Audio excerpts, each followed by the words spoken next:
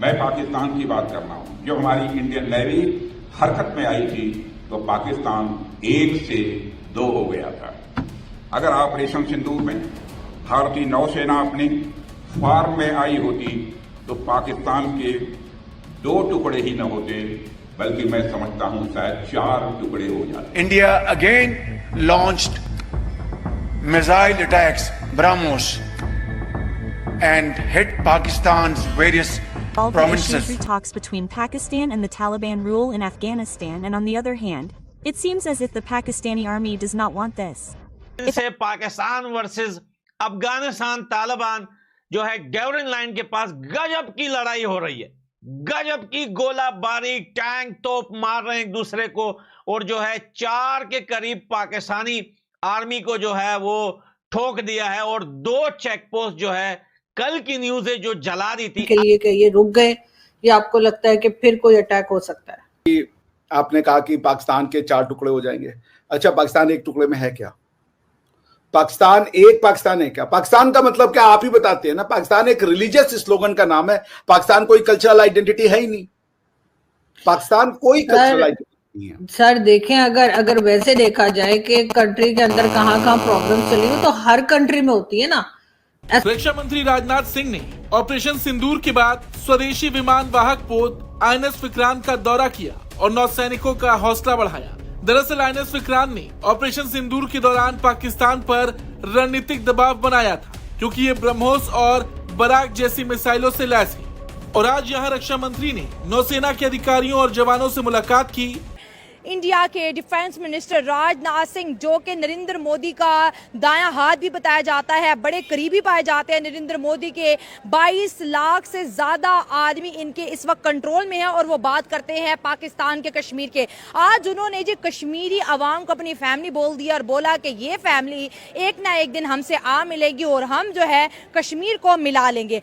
वड़ गया सी पे कि भाई वड़ गया पाकिस्तान वड़ गया मुल्ला आसिम मुनीर, मार्शल फील्ड वड़ गया भाई। बताओ, मार्शल फील्ड सारी जो है वो जंग भारत जीती, हवा से मारा इनको, जमीनी तो कोई फाइट हुई नहीं भाई। पता नहीं कौन सा मार्शल फील्ड बन गया ये। जय हिंद दोस्तों। भारत के प्रधानमंत्री से लेकर भारत के रक्षा मंत्री वैसे तो हरदम बयान देते रहते हैं, लेकिन भारत के रक्षा मंत्री राजनाथ सिंह इस बार ऐसा बयान दिए हैं कि जिसको सुनकर पाकिस्तान खौला गया है, बौखला गया है। भारत के रक्षा मंत्री राजनाथ सिंह, जिनके अंडर में अभी 12 लाख से ज्यादा सैनिक रहते हैं और अपने जल सेना के यात्रा में गए हुए थे, और वहां जाकर यह बात बोले हैं सिंदूर ऑपरेशन के दौरान जो पाकिस्तान से जंग हो रहा था, थोड़ा दिन और चल जाता तो पाकिस्तान के टुकड़े टुकड़े हो जाता है और पाकिस्तान 4 टुकड़े में बढ़ जाता। दोस्तों, पाकिस्तान ने तो रो बिला के भारत से सीज़फायर कार्रवाई लिया, लेकिन अभी पाकिस्तान में जंग जारी है। अफगानिस्तान और पाकिस्तान पर चढ़ गया है और पाकिस्तान के 2-4 सैनिक को भी निपटा दिए हैं। पाकिस्तान के 2 चेक पोस्ट भी उड़ा दिए हैं। पाकिस्तानी मीडिया पर हाहाकार मचा हुआ है और पाकिस्तानी मीडिया पर केवल यही बात की चर्चा हो रही है कि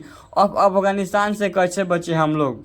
कल ही पाकिस्तान के प्रधानमंत्री ने फिर यह बात दोहराई है, मगर भारत ने साफ कह रखा है कि बात होगी तो आतंकवाद पर होगी, बात होगी तो पाक ऑक्युपाइड कश्मीर पर होगी। अगर पाकिस्तान बातचीत को लेकर गंभीर है तो उसे हाफिज सईद और मसूद अजहर जैसे आतंकवादियों को भारत को सुपुर्द करना चाहिए। पाकिस्तान क्या बांग्लादेश टूटा? क्यों टूटा? जब आप कहती हैं पाकिस्तान टूट गया 1971 में, क्या टूटा? पाकिस्तान तो वही रहा ना, बांग्लादेश वही रहा और आप यही रहे। टूटा क्या?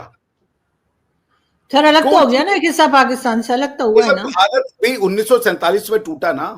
क्या टूटा? टूटते चीज वही रहेगा। बांग्लादेश फिजिकली ज्योग्राफिकली वही रहेगा, पाकिस्तान फिजिकली ज्योग्राफिकली, सब जगह हम लोग फिजिकली यही रहेंगे। टूटने का मतलब होता है आइडियाज जो हैं वो खत्म हो जाते हैं। मनुष्य उन आइडियाज से अपने आप को रिलेट नहीं करता। जैसे पाकिस्तान ने 1947 के बाद से पाकिस्तानियों को बस इतना सिखाया है कि आप भारतीय नहीं हो, इसी को वो तोड़ना बताते हैं। ठीक है ना, हमारा कल्चर जी, जो आपके आर्मी के चीफ आसिम मुनीर ने कहा था कि 2 नेशन थ्योरी है, हमारी जो है इंडियन जो हिंदुओं के साथ हमारा कोई लेना देना नहीं है। वो जो I am sorry to use this word but I have to use it, वो इससे बड़ी मूर्खतापूर्ण बात मैंने सदियों में नहीं सुनी है, सदियों में, कि आप रिलीजन चेंज करने से आपके जो दादे परदादे थे वो हिंदुओं से अलग हो जाते हैं। कन्वर्ट किया हुआ आदमी जो है वो, खैर, तो कुछ टूटता नहीं है आरजू जी। वो जब कह रहे हैं कि हम आपको तोड़ देंगे, वो कह रहे हैं पाकिस्तान का आइडिया टूट जाएगा। और मुझे तो लगता है आरजू जी, पाकिस्तान का आइडिया तो आप ही तोड़ देती हैं जब आप मुझसे बात करती हैं। टू नेशन थ्योरी को आप मानती हैं आरजू जी?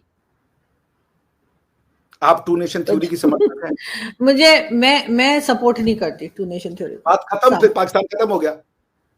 मेरे गैवरिन लाइन के पास गजब की लड़ाई हो रही है, गजब की गोलाबारी, टैंक तोप मार रहे हैं एक दूसरे को, और जो है 4 के करीब पाकिस्तानी आर्मी को जो है वो ठोक दिया है। और 2 चेक पोस्ट जो है, कल की न्यूज है जो जला दी थी, अभी की कोई न्यूज मैंने नहीं पढ़ी लेटेस्ट के क्या चल रहा है, लेकिन फाइट अभी भी चल रही है चागी के करीब, जो बलोचिस्तान का एरिया है। पाकिस्तान वर्सेस अफगानिस्तान, अफगान तालिबान फोर्सेस और पाकिस्तानी आर्मी के बीच में गजब की लड़ाई है। और कल पूरी रात को जो है पाकिस्तानी जेट्स जो है वो अफगानिस्तान गैवरिन लाइन के पार जो है वो घूम रहे, नहीं ला सक रहे क्योंकि लोग दिल से उनको नहीं कबूल कर रहे। और पहलगाम हमला इसकी बहुत बड़ी एक जिंदा मिसाल है कि लोगों के अंदर अनरेस्ट है, लोगों के अंदर कहीं ना कहीं पे कोई कमियां हैं। वो एक दहशतगर्दी थी और उसको दहशतगर्दी समझना चाहिए, बाकी अल्लाह खैर करे।